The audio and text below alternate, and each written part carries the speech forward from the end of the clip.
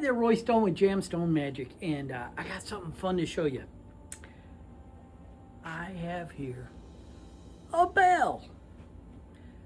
You know what bell? It's a very important bell. This is, of course, the Liberty Bell. Well, it's not the real Liberty Bell. The real Liberty Bell weighs 2,000 pounds and it's huge.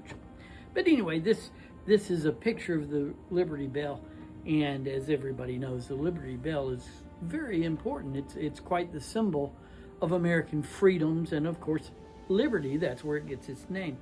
And today I'd like to talk to you a little bit about that and what makes the Liberty Bell so famous. Do you know what makes it famous? Besides the fact that it represents freedom and liberty? Well, of course, it's the crack. The crack in the Liberty Bell right there. The crack. Oh, actually, our story today is how that crack got there. You know how the crack got in the Liberty Bell? You know, there's some stories in history that kind of talk about it and how they forged it once and had to reforge it again and all these kind of things. And the crack happened, and then they had to, they went and made it bigger and put some rivets in it to stop it from... I have the story. Now, today's story involves none other than one of the most famous people from the colonial days, Mr. Ben Franklin himself. Did you know he had a connection to the Liberty Bell? Yeah, Mr. Ben Franklin and another fella, you may not have heard of him. His name was Samuel Redwine. Now, Samuel Redwine was very important to the Liberty Bell. You may not have heard of him, but he and Benjamin Franklin were there when the bell was being installed into the tower there in Philadelphia. You see, the story goes like this. It's one of those stories that it's just an amazing story. Is it myth? Is it legend? Is it real? I don't know, but I do know that it sounds like a story right out of the X-Files. Yeah, a story from the colonial days. It sounds like the X-Files. See, it goes like this. Back when they forged the bell, they took the bell from the foundry and they put it on a wagon, took it to Philadelphia to put it up in the tower. Well, Samuel Redwine, seen here, Samuel Redwine and Mr. Franklin were there as with a few other workers and soldiers, and they had taken the bell off the trailer and had placed it in the bottom of the tower, and they had to get it all the way up to the top. The bell was over 2,000 pounds. It wasn't like you just picked it up, put it up there. They got great big thick ropes, hemp ropes, and they tied to it and put big pulleys up there, and they began to pull the bell. Multiple men pulling on that rope. Not just one rope, multiple ropes.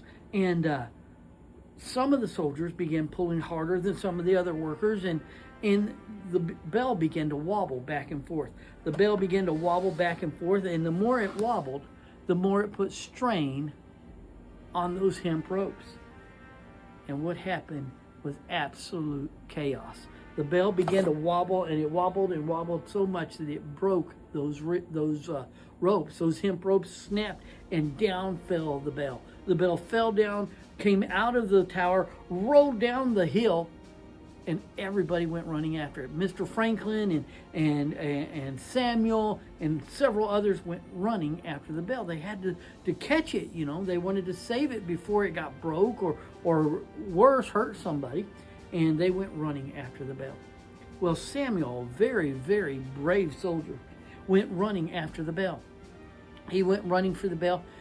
He was a little more brave than he was smart, maybe. You see, he ran and ran and ran till he was in front of the bell. He ran down the hill, got in front of the bell, and there he stood, put his hands out as if he could stop that 2,000-pound bell that was rolling down there. Well, Mr. Franklin saw what was going on. Ben yelled, "Samuel, get out of the way!" And at that exact time, Franklin tripped on a rock. Now, there were a lot of rocks on this hill as the bell was falling down, and every time it hit one of those rocks, the clapper inside would clang back and forth and make such an awful racket. Matter of fact, it was such a racket that people all over Philadelphia heard it and came running to see why the bell was rolling down the hill. Well, Franklin yelled, he tripped on the rock, and a key flew from his belt. He had a key tied to his belt. Now, it wasn't just any key. The key tied to Franklin's belt, do you know what key that was? That's right. It was the very key that Franklin had tied to a kite and flown in the storm not too long before that, when he was figuring out how to harness electricity. Well, that very key was very precious to Franklin, and he kept it with him, had it tied to his belt. Well, this day, when he tripped over that rock and he fell, that key came loose and went flying through the air. It flew through the air and it landed on the bell. Yeah, well, at the same time that the key was flying, the bell hit another rock as well. And it went tumbling through the air and landed, boom, right on top of poor Samuel Redwine, trapping him inside the bell. When he was trapped inside the bell, the key was flying through the air. The key landed on the crown of the bell. Samuel was inside trying to push against the bell, trying to knock it over so he could get out at the same time that key landed. Sparks flew, lightning, flashes of light, a glow around the bell. All this lightning, not from the sky, but from that very key landing on the crown of the bell. Well, by the time everybody got down there to lift that great big bell off of Samuel, you know what they found? Some people thought, well, they would find poor Samuel crushed. But no, Samuel wasn't there. Samuel had vanished. He was not there. When that lightning struck, something happened, and Samuel vanished.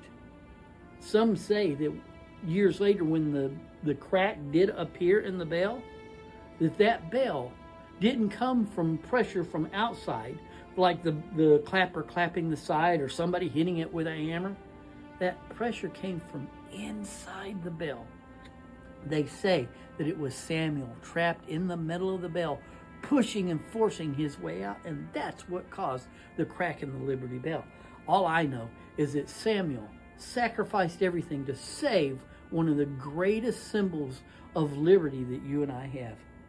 He sacrificed everything for that liberty. The liberty that you and I enjoy every day here in the great nation we call America. This is how the bell got its crack, or the crack in the bell. Jamstone Magic. Find us on Facebook, jamstonemagic.com. Order yours today.